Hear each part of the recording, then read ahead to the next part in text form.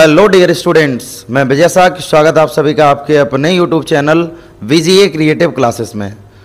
आज हम लोग मोस्ट इम्पोर्टेंट टॉपिक की स्टार्टिंग करने वाले हैं जो कि बहुत ही ज़्यादा इंटरेस्टेड है, रिलेशन।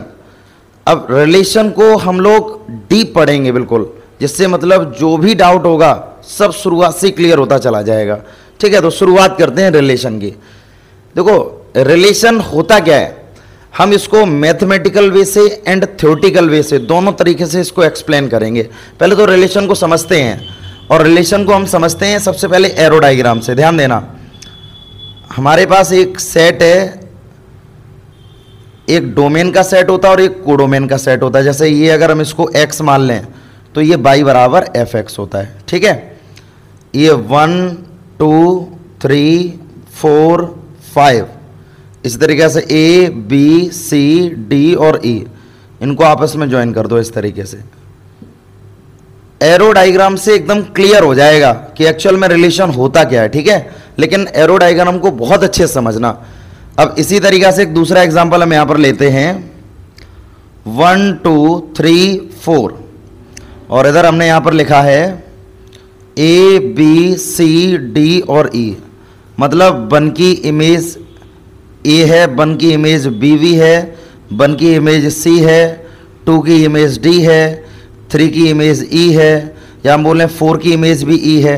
ठीक है, ये तो हो गया दूसरा एग्जांपल एरो डायग्राम से।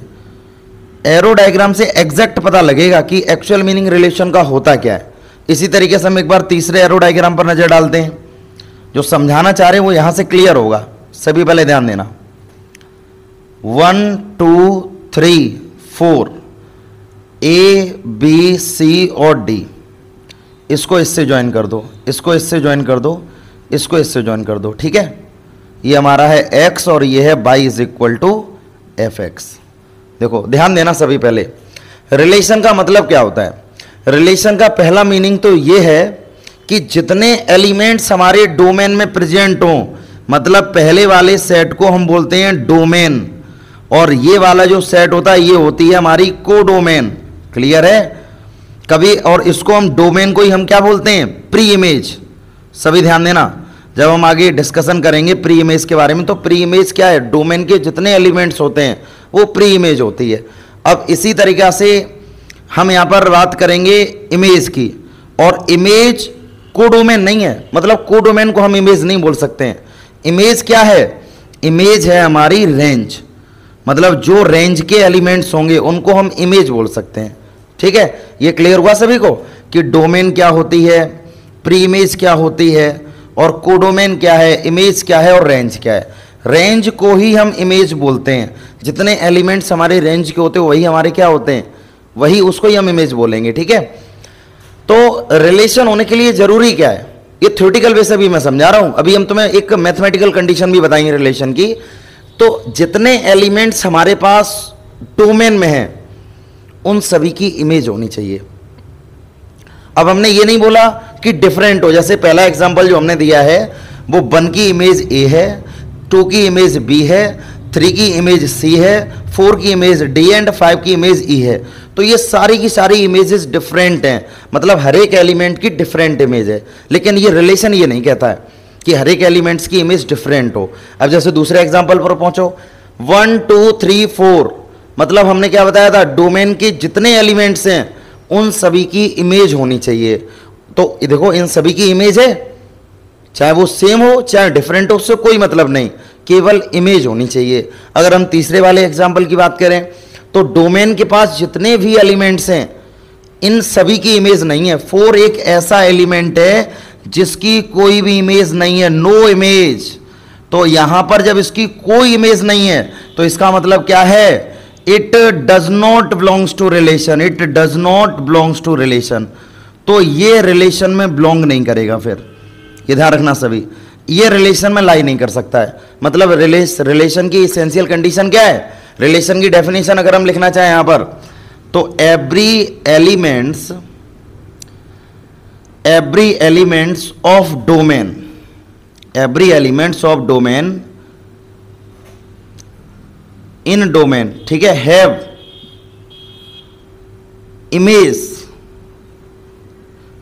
इन कोडोमेन, हमने यहां पर क्या बोला कि जितने भी डोमेन में एलिमेंट्स हैं उन सभी की इमेज होनी चाहिए, और हमने यूनिक या डिफरेंट इमेज के बारे में नहीं बोला, हमने सिर्फ कितना बोला है, इमेज होनी चाहिए। ठीक है, अब हम ऑर्डर्ड पेयर की क्या बात करते हैं, जैसे देखो 1 की इमेज ए है, ये हमारा ऑर्डर्ड पेयर बनेगा।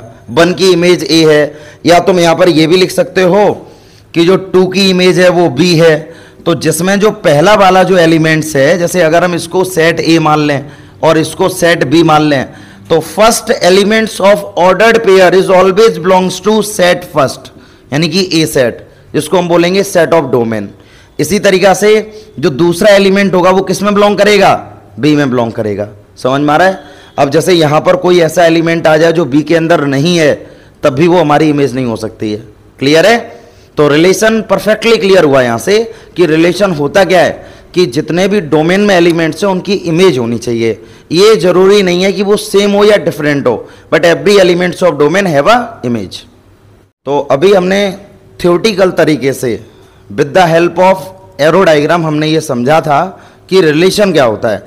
तो वहां से रिलेशन की डेफिनेशन क्या सामने आई कि every elements in domain have image in codomain, ये डेफिनेशन सामने आई। ठीक है, अब इसको अगर हम मैथमेटिकल तरीके से अगर देखें, मैथमेटिकल वे से अगर हम इसको देखें रिलेशन को, तो एक्चुअल में रिलेशन होता क्या है, relation is a subset of A cross B, और ए और बी जो सेट है यहां पर, ए एंड बी, ये दोनों सेट हमारे नॉन एम्प्टी सेट हैं, ये ध्यान रखना सभी, नॉन एम्प्टी सेट।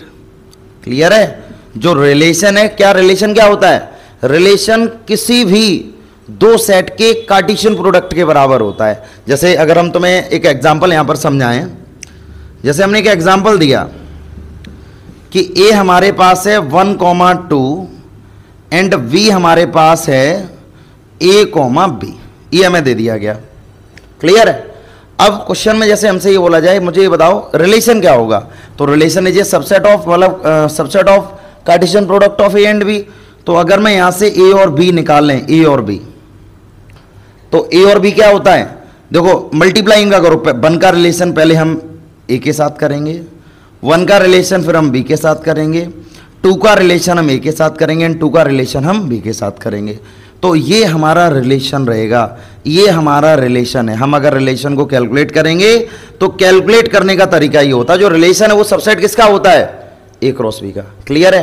अगर हम ये पता करना चाहें कि नंबर ऑफ रिलेशन कितने होंगे भैया, नंबर ऑफ रिलेशन, तो नंबर ऑफ रिलेशन का फॉर्मूला होता है 2 की पावर mn, जिसमें m रिप्रेजेंट करता है elements of, number of elements of set A, and n क्या रिप्रेजेंट करता है, एलिमेंट्स ऑफ सेट बी। ध्यान रखना सभी, एलिमेंट्स ऑफ सेट बी। जैसे अगर मैं इस वाले केस में नंबर ऑफ रिलेशन अगर फाइंड आउट करना चाहते, तो ए के पास एलिमेंट्स कितने हैं, नंबर ऑफ एलिमेंट्स इसमें भी 2 हैं भाई, ए के पास भी 2 एलिमेंट्स हैं। और अगर हम बी के एलिमेंट्स अगर फाइंड आउट करते हैं यहां पर, तो बी के पास भी 2 एलिमेंट्स हैं। देन नंबर ऑफ रिलेशन अगर हम निकालेंगे, नंबर ऑफ रिलेशन, तो 2 की पावर 2 मल्टीप्लाई 2 मतलब 2 की पावर 4, और 2 की पावर 4 को हम लोग क्या बोलते हैं, 16। तो इससे कितने रिलेशन आएंगे, 16 रिलेशन आएंगे। समझ में आ रहा ना, 16 रिलेशन। जैसा कि तुम लोगों को ध्यान हो, अगर क्लास 11th में एक टॉपिक हमने पढ़ा था सबसेट वाला, सबसेट कैलकुलेट करना सिखाई थी हमने। जैसे एक थोड़ा सा उसको रिवाइज करते हैं। जैसे मान लो एक कोई ए सेट दे दिया गया और हमने तुमसे ये बोला कि भाई इसके सबसेट हमें बता दो। सबसेट अगर हम निकालें तो नंबर ऑफ सबसेट अगर हम यहां से कैलकुलेट करें तो तरीका क्या रहता था हमारे पास, भाई 2 की पावर n इसमें भी था। 2 की पावर n का मतलब n रिप्रेजेंट करता था नंबर ऑफ एलिमेंट्स। हमें पता है इसके कितने सबसेट आएंगे, 8 सबसेट आएंगे, जिसमें पहला सबसेट होता था 5, दूसरा सबसेट होता था 1, तीसरा सबसेट होता था 2 यहाँ पर, चौथा हो जाएगा यहाँ पर 3। इसका बाद हम लोग करेंगे 1,2, इसका बाद हम क्या करेंगे 1,3, इसका बाद हम करेंगे 2,3, ठीक है ना, 2,3। इसके बाद एक लास्ट रह जाएगा हमारे पास जो हो जाएगा 1,2,3, 1 2 3 4 5 6 7 एंड 8। इस तरीके से सेम कॉन्सेप्ट यहाँ नंबर ऑफ रिलेशन का रहेगा। ठीक है ना। अब तुम कहोगे सर 16 बनने थे लेकिन आपने ये इतने ही बनाए, तो भाई यहां पर डेफिनेशन पर पहुंचो ना। ये सबसेट है, सबसेट, सबसेट का मतलब समझते हो, a smallest part of a universal set. जो सेट हमारा होता है उसका एक छोटा सा पार्ट होता है, उसे ही हम लोग सबसेट बोलते हैं। तो ये सबसेट है, जो तुम्हारा एक मास्टर जो रिलेशन आएगा उसका ये सबसेट है, ये सारे एलिमेंट्स उसमें लाई करेंगे। तो हमें केवल यहां पर ये ध्यान रखना कि रिलेशन एक्चुअल में होता क्या है। Relation is a subset of A cross B, और ए और बी दोनों ही हमारे डिफरेंट सेट्स हैं।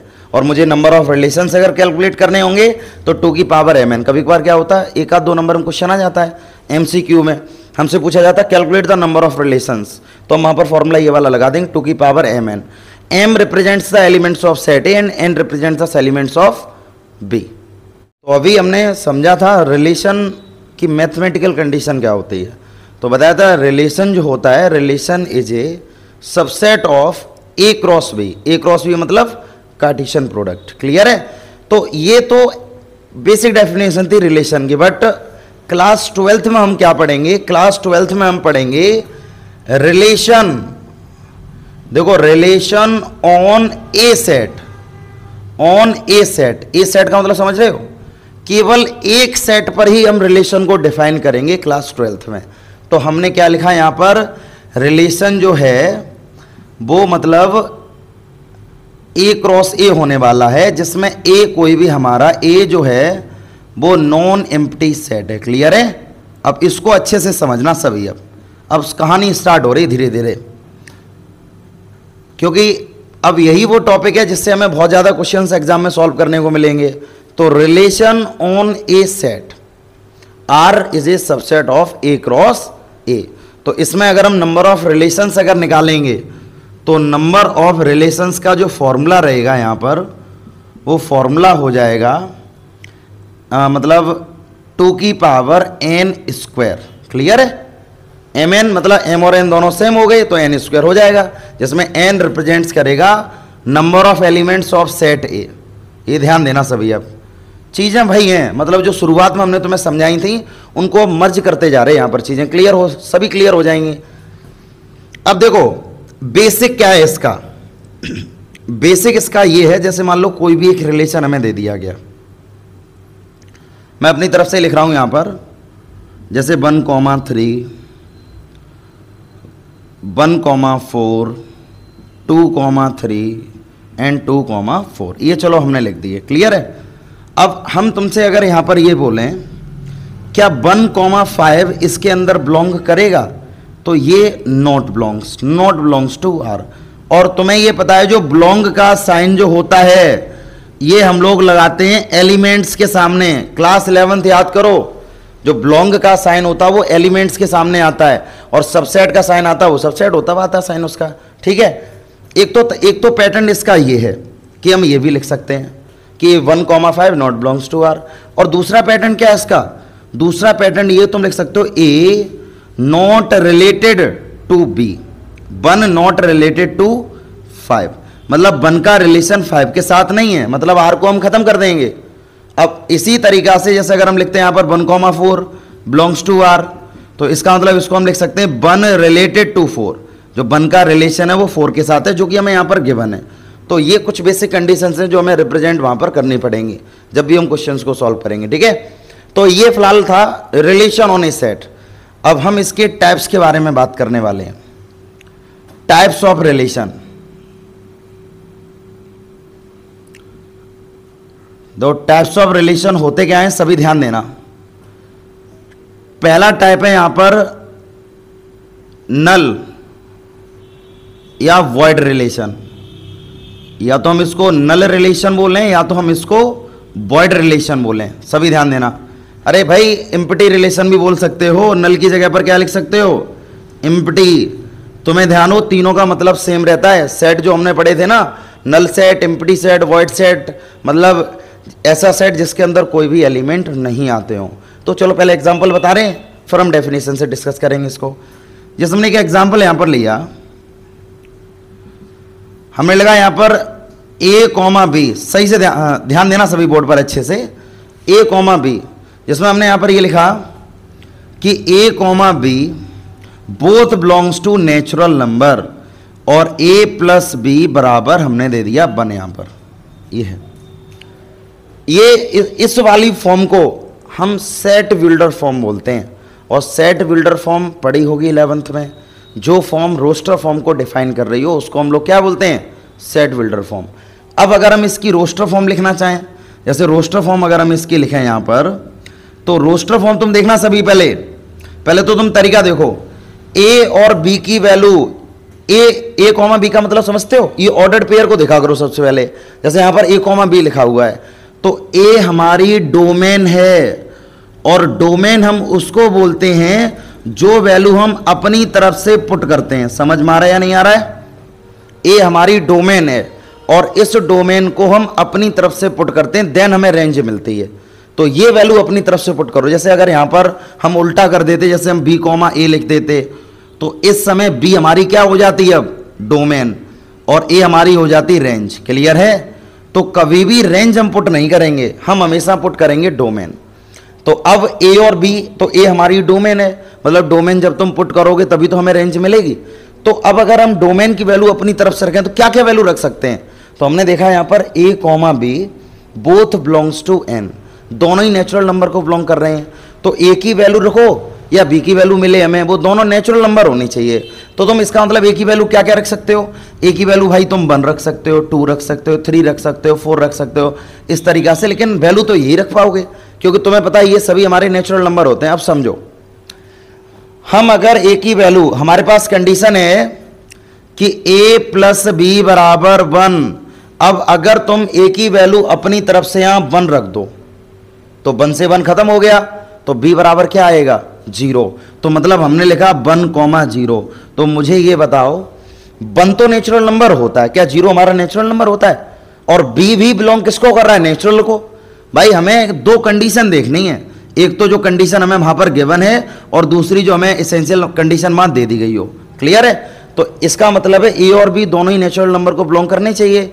तो भाई ए तो नेचुरल नंबर को बिलोंग कर रहा है, बट बी तो नेचुरल नंबर को बिलोंग नहीं कर रहा है, क्योंकि 0 हमारा नेचुरल नंबर नहीं है। तो ये वाला पेयर इसके अंदर नहीं आएगा। अब अपनी तरफ से और मतलब और वैल्यू रख के देख लो, कोई समस्या थोड़ी ना। अपनी तरफ से हमने 2 रख के देख ली, 2 हमारी ए की वैल्यू है, तो ए की जगह पर जैसे ही तुमने 2 रखा, तो इधर ये प्लस का 2 है, इक्वल को उधर जा किसका हो जाएगा, माइनस का 2। तो 1 - 2 मतलब -1। क्या -1 हमारा नेचुरल नंबर होता है? तो मतलब ये तो बिलोंग करेगा, मतलब 2 बिलोंग्स टू n करेगा, but -1 does not belongs to n। तो मतलब ये वाला ऑर्डर्ड पेयर भी इसके अंदर नहीं आ सकता है। इसके अंदर हम वही ऑर्डर्ड पेयर लिखेंगे जो इस कंडीशन को फॉलो करें। इस तरीके से कोई नंबर देख लो अपनी तरफ से।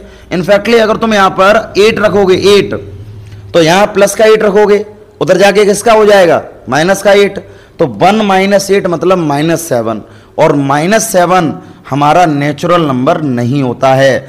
तो इस तरीके से इस सेट के अंदर कोई भी पेयर नहीं आएगा, ये पेयर भी नहीं आएगा। तो इसका मतलब ये इसके अंदर जब कोई पेयर नहीं आएगा, तो ऐसे कंडीशन को हम लोग क्या बोलते हैं, फाई। पता है ना, नल सेट को रिप्रेजेंट हम फाई से ही करते थे। तो ये सेट हमारा फाई हो गया। तो नल सेट और वॉइड सेट की डेफिनेशन क्या होगी, हम यहां पर ये लिखेंगे, ईच एलिमेंट्स ऑफ, ठीक है, इसको एम्प्टी सेट भी बोल सकते हैं, ऊपर लिख दे रहे एम्प्टी तुम बोल सकते हो। तो हम यहां पर क्या लिखेंगे, each elements of set A does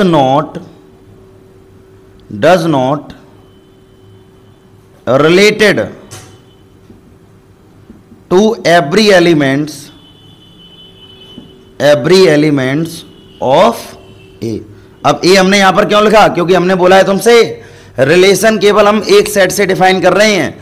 तो इसका मतलब ए क्रॉस ए, दोनों ही सेट हमारे ए क्रॉस ए होंगे। अगर यहां पर ए क्रॉस बी लिख देते अगर हम, तो यहां पर तो ए आ जाता, बट यहां पर क्या आ जाता, बी।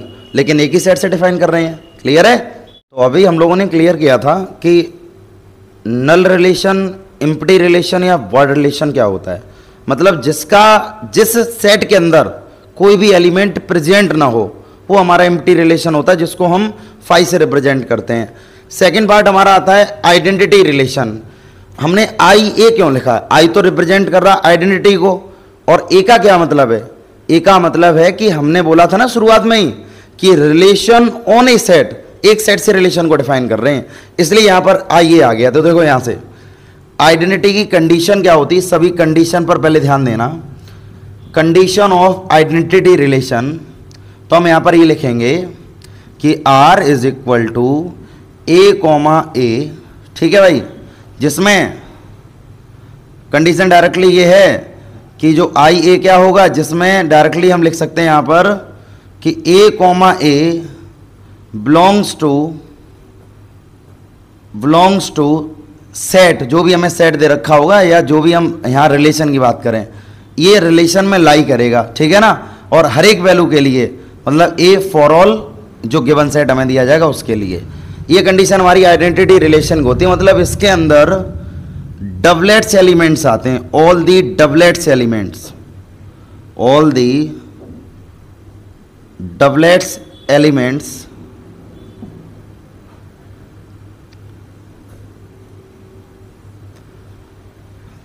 ऑल दी भी बोल सकते हो, या तुम यहां पर क्या लिख सकते हो, ऑल दी की जगह पर ये ध्यान देना सभी, ऑल दी की जगह पर तुम यहां पर ओनली का वर्ड भी, ओनली वर्ड भी यूज कर सकते हो। इसके अंदर मात्र डबलेट्स एलिमेंट्स आते हैं। जैसे एग्जांपल देकर हम इसको डिफाइन कर रहे हैं।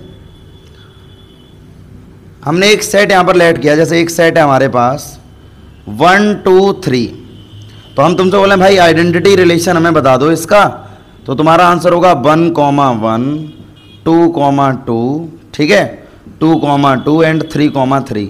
ये हमारा हो गया आइडेंटिटी रिलेशन। इसके अंदर मात्र, ये ओनली वर्ड हमने ऐसे नहीं जोड़ा यहां पर, इसके अंदर मात्र डबलेट्स एलिमेंट्स ही होंगे। जैसे अगर हम अपनी तरफ से यहां पर 1, 4 लिख दें तो ये फिर तो ये आइडेंटिटी रिलेशन नहीं होगा। आगे एक टाइप हम पढ़ेंगे रिफ्लेक्सिव रिलेशन, तो वहां पर भी कंडीशन यही रहेगी, बट थोड़ा सा चेंजमेंट रहेगा, वो हम वहीं एक्सप्लेन करेंगे। तो फिलहाल अभी इतना समझ लो कि इस रिलेशन में मात्र डबलेट्स एलिमेंट्स आते हैं, इसके अलावा कोई भी एलिमेंट यहां पर प्रेजेंट नहीं होता। तो इस सिचुएशन में हम क्या बोलेंगे उसको, आइडेंटिटी रिलेशन। क्लियर है यहां तक। अब इसके बाद भाई तीसरा टाइप क्या होता है, यूनिवर्सल रिलेशन। यूनिवर्सल रिलेशन क्या होता है, ये तो पहले तो नाम से ही सभी को क्लियर हुआ हो गया होगा कि ये वो सेट होता है जिसके अंदर सभी एलिमेंट्स आते हैं और ये हर कंडीशन को सेटिस्फाइड भी करता है। मतलब क्या है यहां पर, तुम डायरेक्टली यहां पर लिखोगे in this relation each elements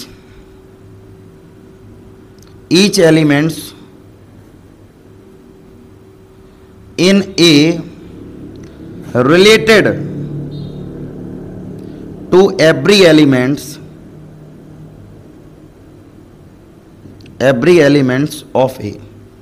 ये ध्यान दो पहले सभी, इस डेफिनेशन पर सभी ध्यान दो। ए के जितने भी एलिमेंट्स हैं वो सभी ए से रिलेट करेंगे, ऐसा ये यूनिवर्सल रिलेशन कहता है। अब हमने दोनों जगह ए क्यों लिखा है, दोनों जगह ए इसलिए लिखा है क्योंकि ये कैसी कंडीशन है, ये जो रिलेशन हमने जो डिफाइन किया है ये हमने पार्टिकुलर एक सेट से डिफाइन किया, इसलिए हमने ए और ए लिखा है यहाँ पर।